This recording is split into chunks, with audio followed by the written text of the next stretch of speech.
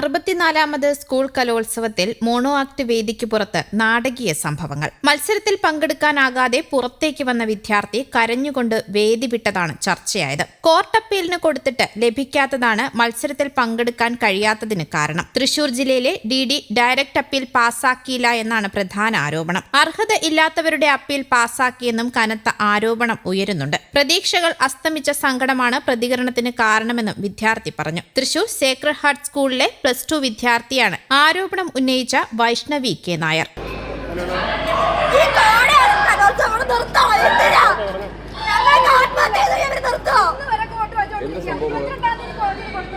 December 22-ാം തീയതി court appeal കൊടുത്തതാണ്. തൃശൂർ ജില്ലയിൽ മോണോ ആക്ടിന് ഒരർഹതയില്ലാത്ത കുട്ടിക്ക് ഫസ്റ്റ് പ്രൈസ് വന്നപ്പോൾ ഞങ്ങൾ ഡയറക്റ്റ് അപ്പീൽ കിട്ടാൻ വേണ്ടിയിട്ടുള്ള വാദം നോക്കി. ഡയറക്റ്റ് അപ്പീൽ പാസ്സാക്കിയില്ല. വെറും 5 മാർക്കിന്റെ വ്യത്യാസം ഉണ്ടായിട്ടും മോണോ ആക്ടിന് അപ്പീൽ അവർ പാസ്സാക്കിയില്ല. സെക്കൻഡ് കിട്ടിയ പല കുട്ടികൾക്കും അപ്പീൽ പാസ്സാക്കി. 2 ടീമിനൊക്കെയാണ് തിരുവാതിരയ്ക്ക് അപ്പീൽ പാസ്സാക്കി കൊടുത്തത്. 2 കുട്ടികൾക്ക്, മോഹിനിയാട്ടം 2 കുട്ടികൾക്ക് മോണാക്ടിന് വെറും 5 മാർക്കിന്റെ വ്യത്യാസം ഉണ്ടായിട്ടും അപ്പീൽ പാസ്സാക്കിയില്ല. ഏത് അടിസ്ഥാനത്തിലാണ് കുട്ടികൾക്ക് മാർക്ക് കൊടുക്കുന്നത്? ജഡ്ജസ് റിമാർക്സിൽ എഴുതണം. അതൊന്നും എഴുതാതെ വെറുതെ മാർക്കിട്ട് കൊടുത്തു.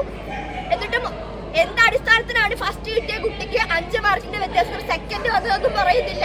റിമാർക്സ് എഴുതിയിരിക്കുന്നത് മികച്ച പെർഫോമൻസ് എന്നാണ് സെക്കൻഡ് വന്ന കുട്ടി. അതായത് ഞാൻ എന്റെ ചെസ് നമ്പറിന്റെ റിമാർക്സ് ജഡ്ജസ് എഴുതിയിരിക്കുന്നത് മികച്ച പെർഫോമൻസ്. എന്നിട്ടും ഡയറക്റ്റ് അപ്പീൽ തന്നില്ല തൃശ്ശൂർ DD. ചോദിക്കുമ്പോ പറയുന്നത് സമയക്രമം പാലിക്കാൻ കലോത്സവത്തിന് പറ്റാത്തത് കൊണ്ട് എല്ലാ അപ്പീലുകളും തള്ളാനായിട്ടാണ് കോർട്ട് തീരുമാനിക്കുന്നത്. അങ്ങനെ തള്ളാനാണെന്നുണ്ടെങ്കിൽ ഞങ്ങളോട് ആദ്യം പറഞ്ഞോളൂ, ഞങ്ങൾക്ക് ഇതിന് ഇറങ്ങുമോ? ഈ കോഴ വാങ്ങി മത്സരം നടത്തി അതിന്റെ കുട്ടികളെ അപ്പീല് വഴിയെങ്കിലും അത് തരുന്നില്ല, റിജക്ട് ചെയ്യാണ്. ഈ മത്സരം കൂടെ നിർത്തിക്കണം. എന്തിനാ? തൃശ്ശൂർ ജില്ലയിലെ തൃശ്ശൂർ സേക്രഡ് ഹാർട്സിലാണ് പഠിക്കുന്നത്.